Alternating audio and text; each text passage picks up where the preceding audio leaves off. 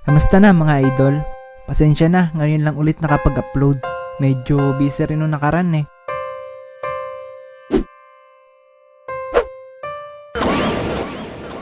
Ano pang hinihintay natin? Simulan na natin ng kwento.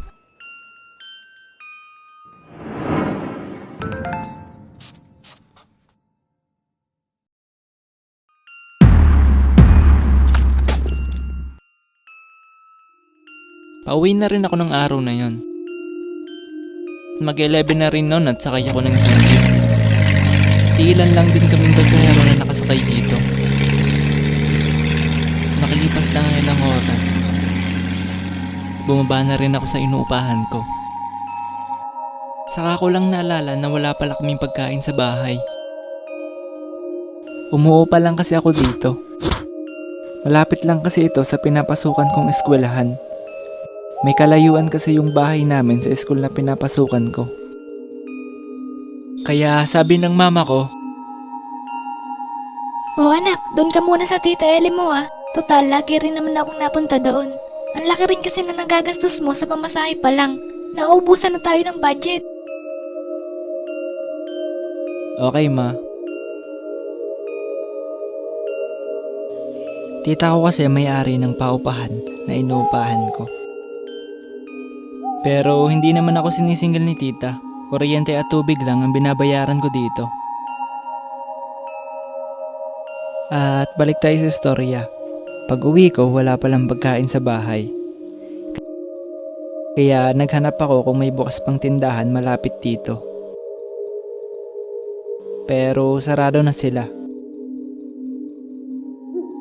Naghanap-hanap pa ako sa ibang tindahan, pero sarado na rin silang lahat. Kaya naisipan ko na lang pumunta sa 7-Eleven.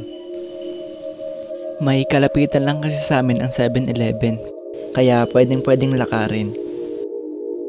At nagtungo na ako sa 7-Eleven. Sobrang tahimik ng paligid.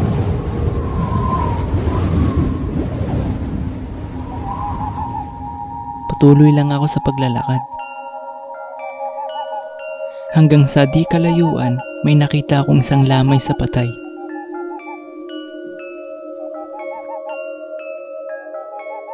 At dali-dali akong naglakad.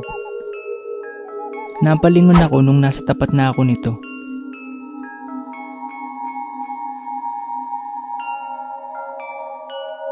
Sabay lakad ng mabilis.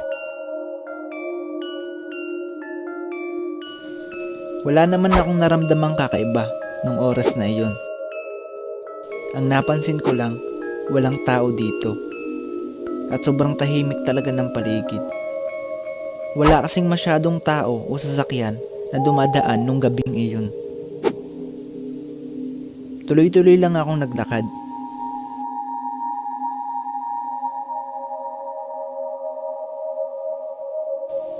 Makalipas lang ang ilang minuto, natanaw ko na ang 7-Eleven.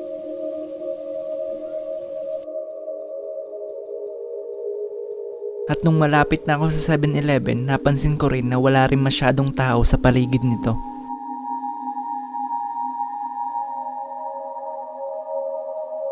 Hindi katulad nung nakarang araw na merong iilan na nakatambay sa labas nito.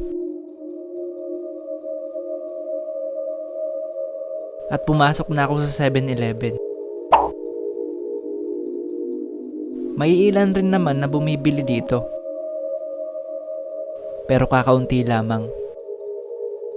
At naghanap-hanap na ako ng pagkain na gusto ko dito.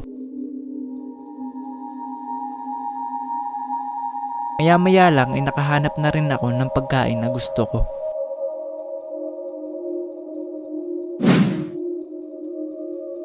At nung bata ako, mahilig na talaga ako sa cookies. Favorite ko talaga ang mga cookies mula noon hanggang ngayon. Kayo ba, favorite nyo rin ba ang mga cookies?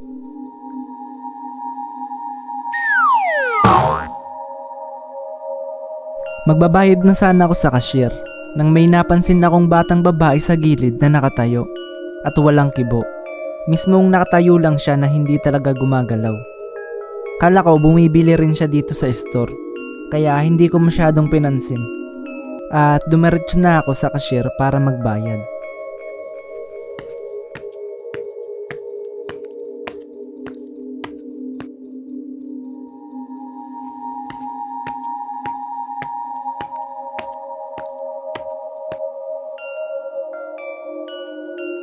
Sir, may batang babaeng bumibili ba dito? Tatatlo lang kayong bumibili dito. Yung dalawang magkasama tapos ikaw.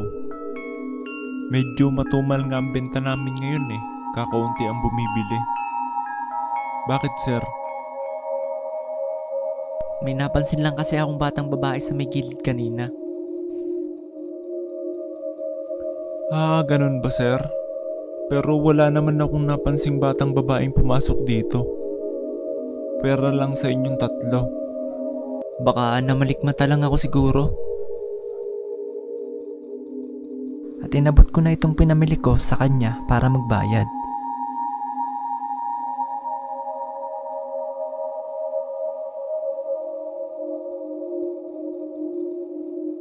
Maya-maya lang ay may nakita akong isang batang babae sa likod niya.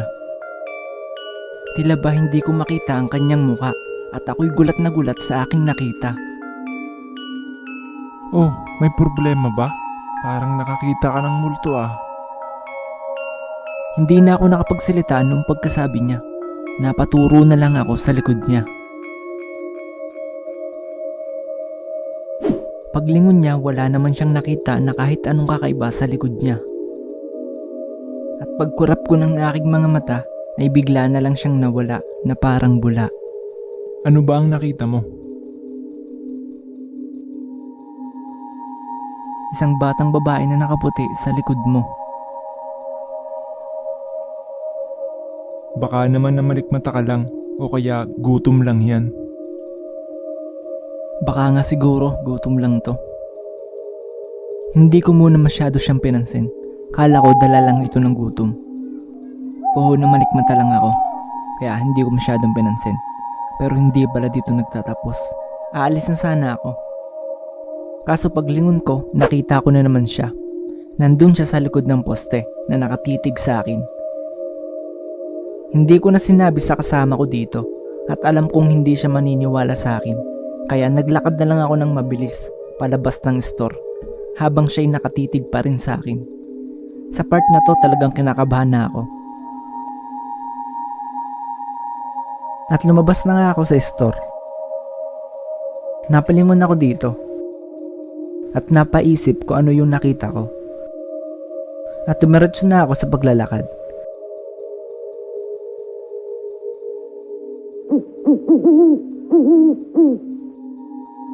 Ganun pa din, wala pa rin masyadong dumadaan. Lakad lang ako ng lakad.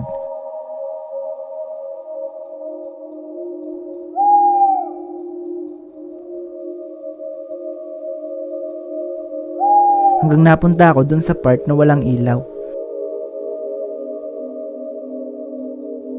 Medyo kinakabahan na ako bigla dito. Parang may nakatitig kasi sa likuran ko.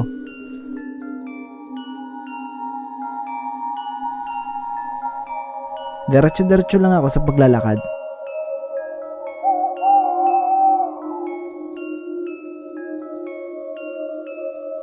Sabay napahinto ako bigla. Sabay lingod sa likod at tumigil ang mundo ko nung nakita ko na naman siya. Nakatitig siya sa akin sa may poste. Hindi ko na alam ang gagawin ko. Napakaripas na lang ako ng takbo sa takot. Takbo lang ako ng takbo at nung medyo malapit na ako sa inuupahan ko, dito na ako napatigil ng takbo. At marami na rin namang ilaw sa daan dito at natanaw ko na rin ang inuupahan ko.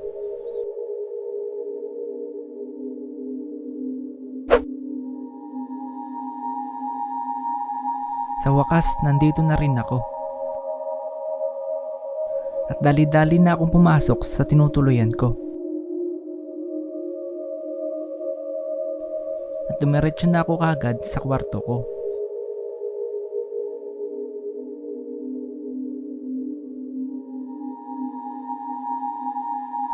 At humiga na agad ako. At mag-aalauna na ng madaling araw pa rin ako nakakatulog. Hindi kasi mawala sa isip ko yung nakita ko kanina. At hindi ko namamalayan na nakatulog na pala ako.